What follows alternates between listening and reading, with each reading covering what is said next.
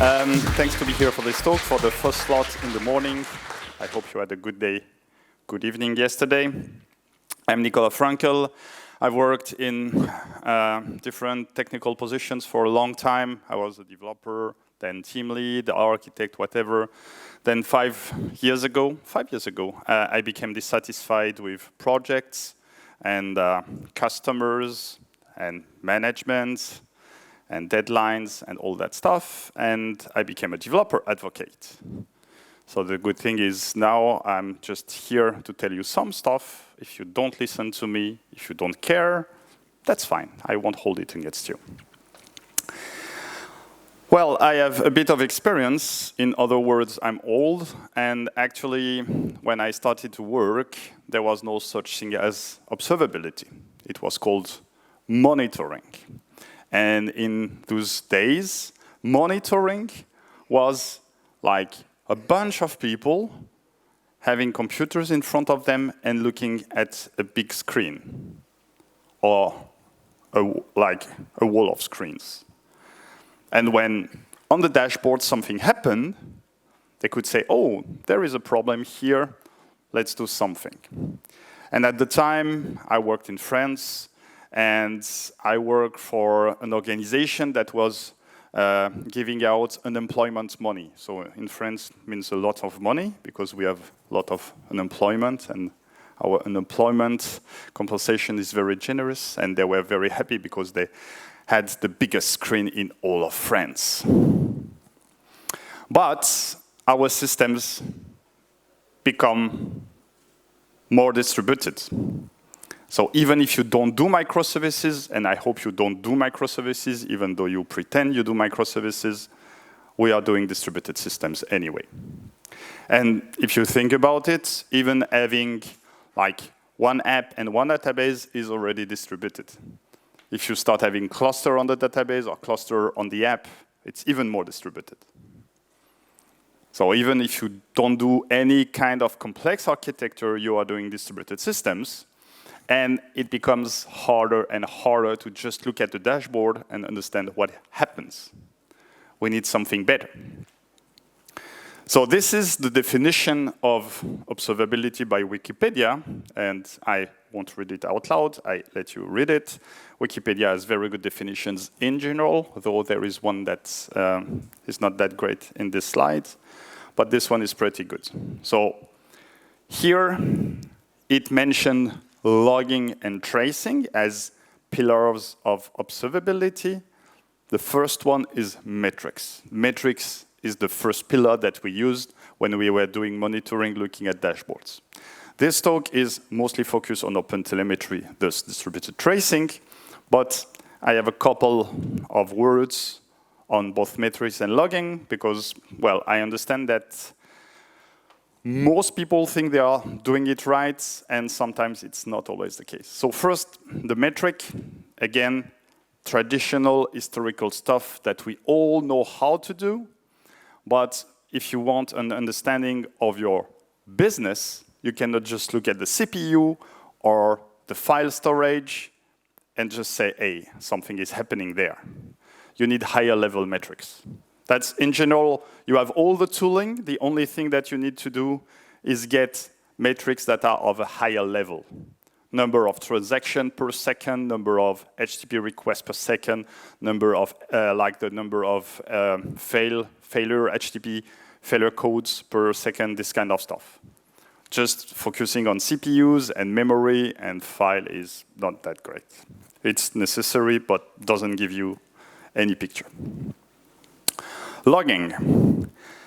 I won't answer most questions here. I just make you like think about what you should do.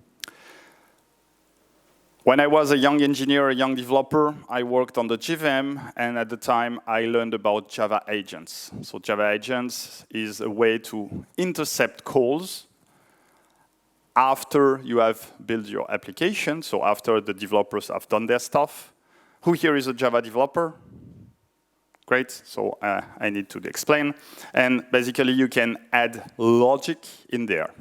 So there are two steps. the developer who writes the regular code and the developer who writes the agent. And I develop an agent to actually log all method parameters and method return values in the log file. And I thought that was very smart.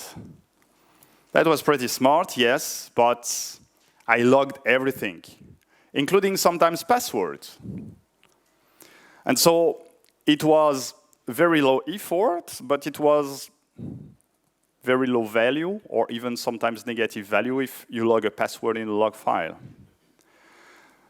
The only other alternative is to manually log stuff. And if you are in development, you know it's very hard to have a team that has quality of code that is average, because there are some people that are better experienced, some are less experienced, and the code review process is in general not that great. So logging is the same. You need to have the same quality of logs as the same quality of code, which is like it costs. The logging format is interesting. Before, we were thinking about having readable logs for humans, which means that if you have a log aggregation system, you will need an additional parsing step to transform it to JSON so it will be ingestible. Nowadays, nobody goes on the machine, I hope. Nobody logs into the machine and reads the log file of a process. You probably should have, or already have, a log aggregation process and put everything in Elastic, or I don't know, anything. So writing for human requires you to have an additional process step, which is time-consuming and can be fragile. I really encourage you to write your logs directly in JSON. Again, when I learned development, I was supposed to always log in files. It was forbidden to log on consoles. Nowadays, mostly you are using containers. Where do you log? On console. So everything's changed every time. And as I mentioned, you need to have a log aggregation framework and infrastructure in place. I am more familiar with Elasticsearch and the LX stack, but there are many, many others. You need to think, do I scrap the log? So your application is passive and there is a process that gets the log from the app, or do you send the log? The application is active. In that case, how do you buffer? Are you blocking? This kind of things that you need to think about. As I mentioned, don't parse the log. You should already have JSON format, so no need to parse the log. Then once you store the log, for how long? Different kind of priorities might not be that handled the same way. If you have warnings, it's not the same as you have debug logs. And then you need to have a tool that allows you to search the log and display the log. Lots and lots of tools. As I mentioned, I prefer to have the LX stack because I'm more familiar, but well, whatever rocks your boat. So we've talked about metrics and logging, and now comes tracing. And this is the definition of tracing by Wikipedia, which, in my opinion, is not that great. So I have created my own definition, and it's not very original. Probably I have been inspired by many, many others. So the idea is you follow a business request across several components. And as I mentioned, you don't need to do microservices to have distributed tracing because most systems, if not all systems, are distributed by essence. It started with 3 pioneers, Zipkin, Jaeger, and OpenTracing. Zipkin and Jaeger are still there and faithfully helping us. OpenTracing has been merged. I will come back to it later. But the problem of Zipkin and Jaeger when they were designed is that they were proprietary systems. So all your components in your infrastructure needed to be compatible with the tools that you chose. And afterwards, it was very hard to move from Zipkin to Jaeger or Jaeger to Zipkin, whatever the reason you had to. In general, that's why we need a standard. And when I say a standard, I'm not mentioning the, hey, we have 14 competing standards, let's create a 15th one, and now we have 15 competing standards. I mean a real standard. And in that case, I believe the standard is the trace context, W3C specification. And it's quite an easy read. It's nothing fancy. You can read it and understand it. It's not rocket science. Basically, it defines two concepts. The trace, and the trace can be mapped to the path of a business request across all your components. So for every business request, you should have one single trace. And then you have spans. And spans is what happens when the flow of the request goes inside a component. And you can have at least one span per component, but you can also have multiple spans inside the same component, like internal spans.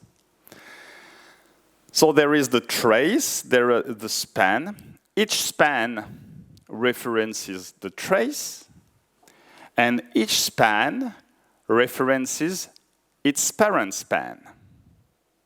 So there is like a child-parent relationship. This is how it looks. Here we have a single trace, and we have a span in component X, and then we have a span in component Y and a span in component Z. And all of those spans references the same trace, because they are part of the same transaction, and all of them references the parent one. So Z references X, Y references X, and X is the initial span, references nothing, it has no parent. So this is like, well, this is not like this, it's a tree. Okay, we have a specification, how do we implement it? And comes OpenTelemetry, which is an implementation of the trace context, but not only. It's also like a set of APIs, of tools, of SDKs that allows you to do not only distributed tracing, but also metrics and logging. Very interestingly enough, it's a merge of the Open Tracing and Open Census project. So I mentioned the Open Tracing project that is no more. If you are using Open Tracing nowadays, you should switch to OpenTelemetry. And it has been merged with Open Census. This is one of the few mergers, open source project mergers that were successful. And nowadays, it's handled by the CNCF project. So the architecture is not that hard. Here, you have the producers of traces. And what OpenTelemetry defines is the protocol, the OTLP protocol, and the format in which you can send it to what we call an hotel collector. What happens after here is not part of OpenTelemetry. OpenTelemetry provides you an hotel collector, but it's just for like your usage, but nothing prevents you from creating your own hotel collector. And actually, Jaeger and Zipkin have kept their product, and they have just offered an hotel connection format with an hotel protocol, so you can keep your Jaeger or Zipkin and talk using hotel format. So that gives you a clear migration path. If you are using already hotel and you are using Zipkin or Jaeger, you can move to the other or to the hotel collector or whatever. It won't change anything. If you are using Jaeger or Zipkin in proprietary formats, I would advise you to switch as soon as possible so you are like afterwards, not locked into either of them. So this is the architecture. However, in this talk, I want to tell you who here is a developer, by the way. Okay, who is ops? Who is DevOps, meaning nobody knows what it is, but it should be between dev and ops and whatever? Okay, yeah, I have the same feeling as well.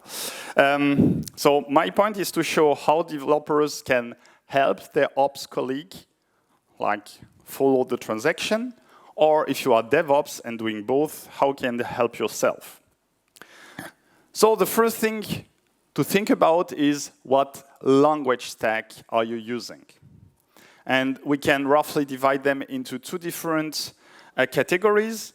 Either they have a runtime or they don't have a runtime.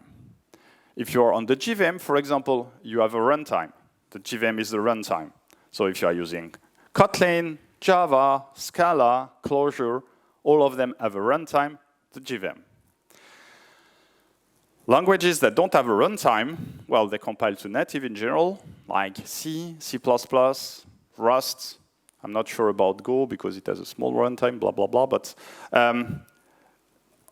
basically two categories. If you are in the first category, if you have a runtime, you can use auto-instrumentation. And auto-instrumentation is the same as I did with the Java agent before. The people, the developers, they are completely oblivious. They don't need to know about OpenTelemetry. It's just a cross-cutting concern. Somebody writes the OpenTelemetry agent, and luckily it's already written for us, and you just configure it when you run the stuff. And then it will intercept all the calls and do the magic. If you are not using such a runtime, you need to have manual instrumentation. Manual instrumentation, the developers need to have an additional dependency toward OpenTelemetry and to write the code, hey, I will call this and call that. In general, you have frameworks or libraries that make it easier, but at some point, you still need to dirty your hands.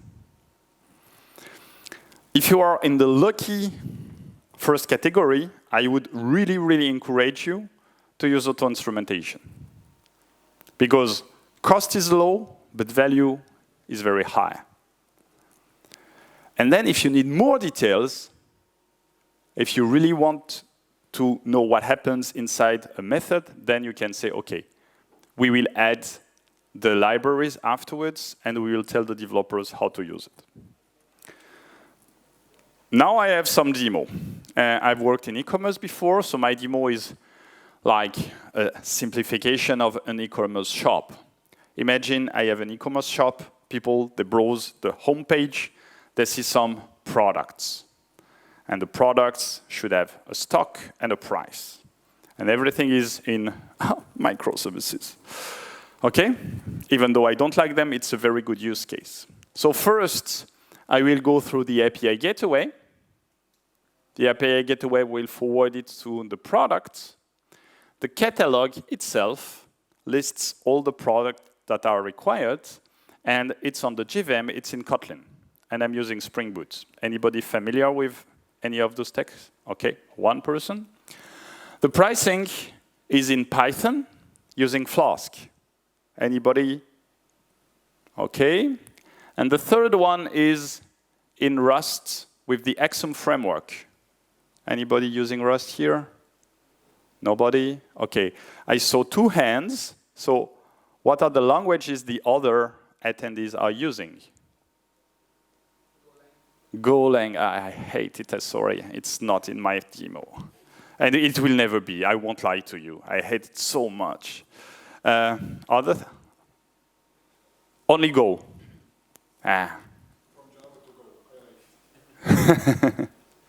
Okay, so let's start and see how I can implement OpenTelemetry in all those components to have like my trace that goes across all of them. So the first thing is we need to think about the entry points. I believe, I hope, I assume that everybody has an entry point which is either a reverse proxy or an API gateway. But if we are doing API, then I believe the API gateway is a must.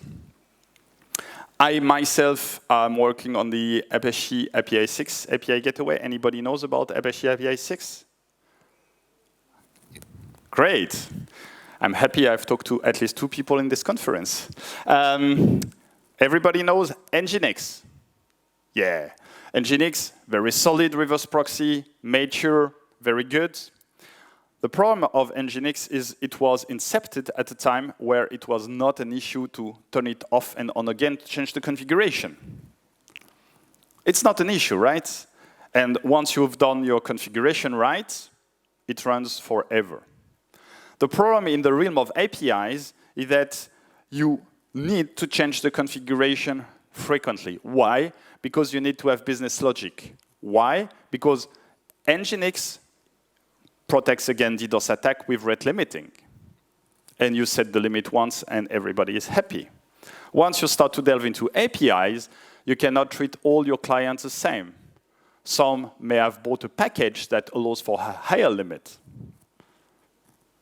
Some use the free plan which has a low limit. And those limits, they may change with time because it's business logic. And because business logic changes frequently, we need to have something that can be like hot reloaded. And that's the idea behind OpenResty. Who knows about OpenResty? Okay, good. OpenResty is a layer above Nginx that allows you to script the changes, to script the configuration using Lua scripts. Lua, I know, not very like scripting language, right? It's like not very widespread, but still quite good at what it does. And what we added on top is the way to structure.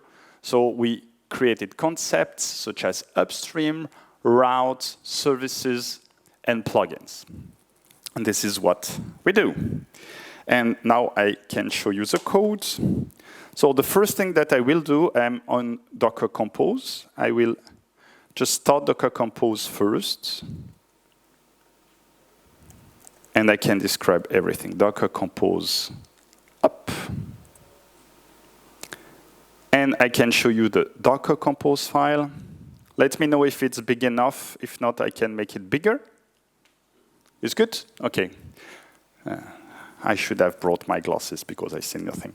Anyway, the first is Jaeger. So as I mentioned, Jaeger is my distributed tracing visualization stack.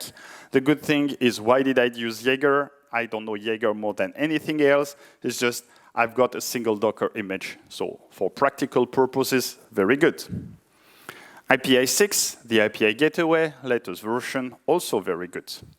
There are 2 modes for Apache API 6. The first one stores its configuration in DCD, like key value store, distributed key value store, the same one used by Kubernetes. But here I'm using the static file, so like a la GitOps. The catalog itself, the pricing, and the stock. As I mentioned, the first component, the API gateway, is the most important one. So here, I show you the configuration. I have defined 2 upstreams, the catalog and the pricing. I have my routes, so if something goes to products, whatever, it will be directed to the catalog. If someone starts with prices, it will be directed to the pricing microservice. And then I have a global rule. As I mentioned, API 6 is a plugin-based architecture. So you can say this route has this plugin, this route has those 2 plugins, this route. Or you can say every route has the plugin, so you don't need to repeat it every time. And here, I'm using the OpenTelemetry plugin with additional attributes. And very important, normally, you should have sampling. You don't want to trace every call. For demo purposes, I sample every call. However, you should start probably with a larger sample, just to make sure everything works as expected, and with time, decrease the sampling. When it works, you don't need that much data, which, again, can be expensive to store. Now, it has started. So if I curl,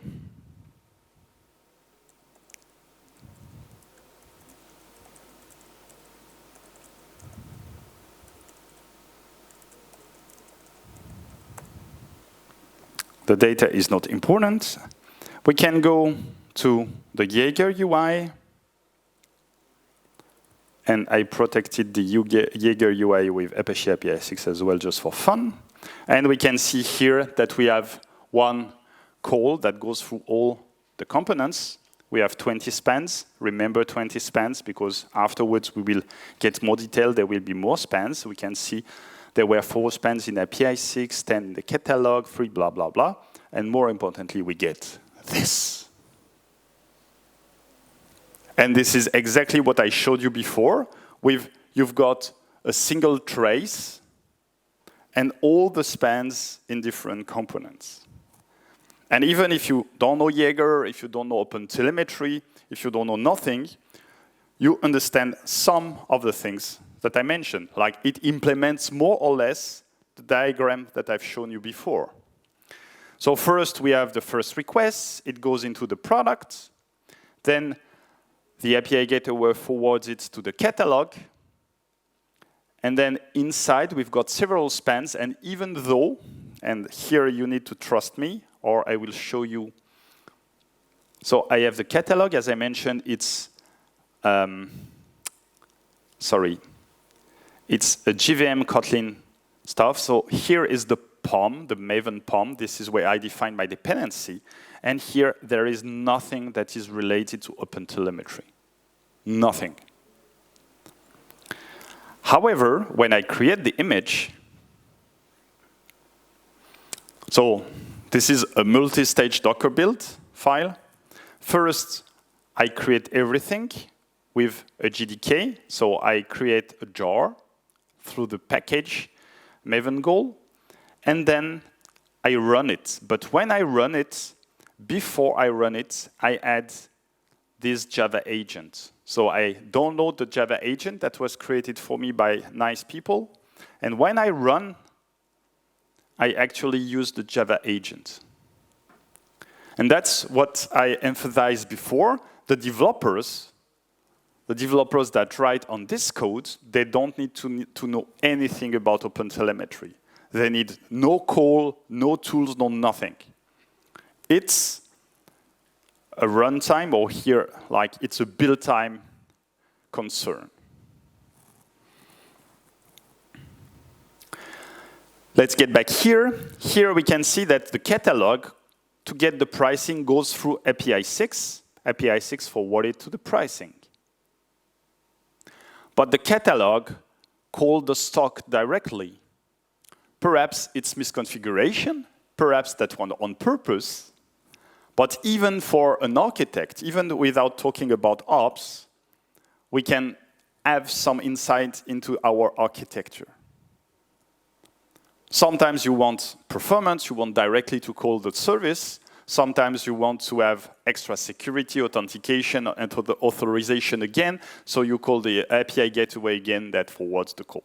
But here we see that there is a discrepancy between the two. Something that is also development related, and perhaps it's good to check, is I am calling the pricing and the stock in parallel. For example, here I am using the coroutines, Kotlin coroutines.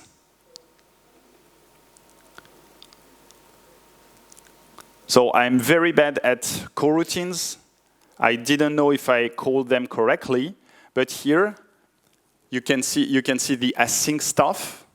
So there are two parallel calls. That's what I wanted to do, and OpenTelemetry validates that I coded correctly, which is very good. And then every span can have additional data. Here, let me get back here. I said, okay, in addition to the default data point, I want the route ID and the request method. So here I have the route ID and the request method. I also can trace additional data points. So here I'm using the Nginx syntax to say, if I have a header called hotel key, X hotel key, I want to trace it. And of course, I didn't pass it. But now, if we curl again with this header, X hotel key, and tell it it's hello stackconf, and there is a C too much. And we get back here, and we search again. Oh, we have a second trace. Interestingly enough, you see the second trace is much, much faster than the first one. Huh? Of course, that's the magic of the JVM. And now we can get back here and see here, oh, hello stackconf. So depending on the UI, depending on what you are using behind, you can also have filtering or whatever. So you can get only traces that feature where the hotel key is hello stackconf or whatever. And that's already a lot that we got, but we can do better. So now, sorry, there was somebody who was interested in Python. So Python, the same. I'm using the pip tool, so the only hard requirement that I have is Flask SQL Alchemy. Then I derive everything here in my requirements.txt. But basically, there is nothing here is there is, but because it's not under GitHub control. So you need to forget this. This is only what I need. And in the Python side, you can see I have nothing OpenTelemetry related. Nothing. However, just as for Java, I add it when I build the image. I add the OpenTelemetry stuff when I build the image. Because I have a runtime. Python has a runtime, JVM is the runtime. In Rust, nobody is interested in Rust, but I need to show it just to show that it's very different. Because there is no runtime, I need to add the dependencies for the developer. So this is the benefit of a runtime-based stack. Now, we already have some interesting data, but imagine we want to do better. We want to have more insight. We want to get more precise. So on runtime-based stacks, Java and Python, we will add manual instrumentation anyway. Docker compose down, Docker compose up. What does it mean? It means that in the catalog now, I have annotations. It means that now, in my source file, I have imports of OpenTelemetry stuff. And I have this one. So here, this method was already instrumented automatically with Spring and OpenTelemetry, but it was instrumented with products. And now I want to change the name of this span with product handler .products. Here, the same. Here, not the same. It was not instrumented because it's a private method. And for reasons that go outside this talk, it's not instrumented using the Spring framework. Additionally, I will do the curl again. Additionally, I add additional data points. So before I had just the default ones. Here, using annotations, I'm using the product ID. So here, I pass the product ID separately as a product, just so that the annotation can send it to OpenTelemetry. So for the developers, this parameter is not used. I need to change the method signature just for OpenTelemetry. So it's not that great on the code side, but then you will get more insight into the visualization. It's up to you. Likewise, in pricing here, now I have OpenTelemetry because my requirements.in as OpenTelemetry. And here I'm adding a span that I call select star from price where ID equals whatever, and I add an additional data point, which is the product ID. And now if we get back here, if we get back to Jaeger, if we search again, now I have 27 spans. I have additional spans, the ones that I have added manually.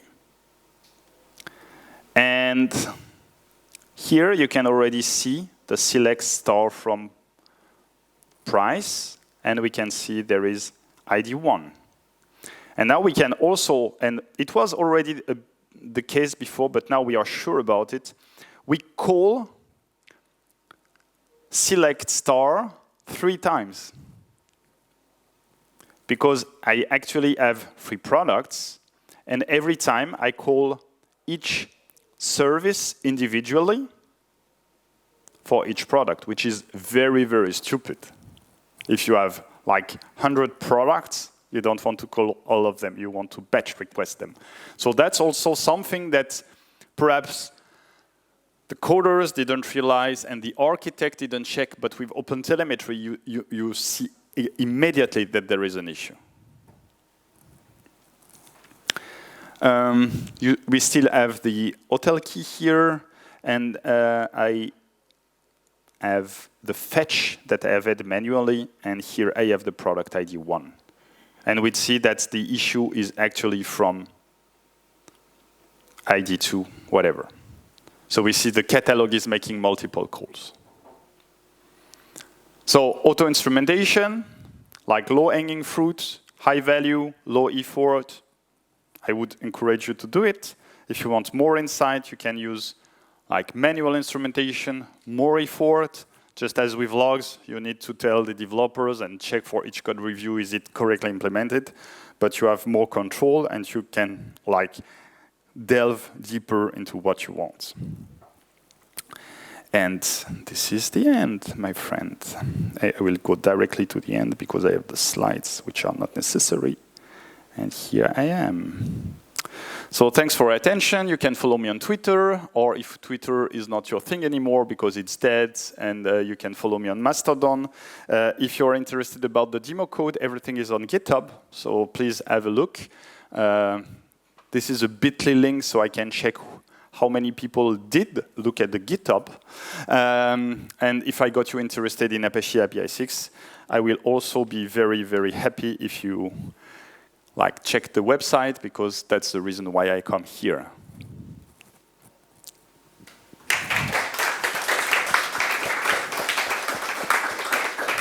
So we have like 5 minutes for questions, correct? That's correct. That's correct. And I have stickers, so even if you don't have questions, you will be happy to have a sticker anyway. So, are there any questions? Yes.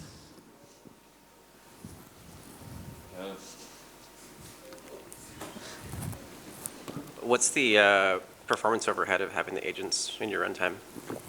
Okay.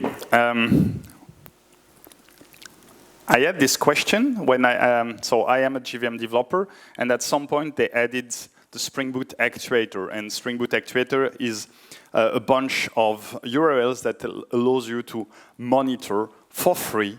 You don't need to do anything, your application. And at the time, I had the same question. I answered, okay, what's better? Like to go very, very fast, but you don't know where you are going, or to slow down a bit? And so I was making fun, but it didn't answer the question. However, my point still stands. The question is, how much do you value the observability? As soon as your system becomes too complex, then observability beats performance. Because performance, you can always add a couple of more machines, spend a couple of $1,000 monthly, and you're done. If you have got a bug and you don't know in which part of your distributed system the bug is, then it's going to cost you a lot more than a couple thousand of bucks. If you are really, really interested about performance, however, the only thing that you can do is measure yourself in your environment with your context. I have no clue about a generic answer, it's 5% of whatever. The only thing is, most of the libraries, if not all the libraries, they are async. So they shouldn't block your code. As I mentioned, you shouldn't sample everything. You should probably start with a higher sampling rate, because you want to make sure, and reduce it when you are okay. And perhaps after each release, you increase the sampling rate again. And so if you are concerned about performance, that's the thing you could do. Like, do the performance testing yourself inside your own environment, and start with a higher sampling rate and reduce it. And again.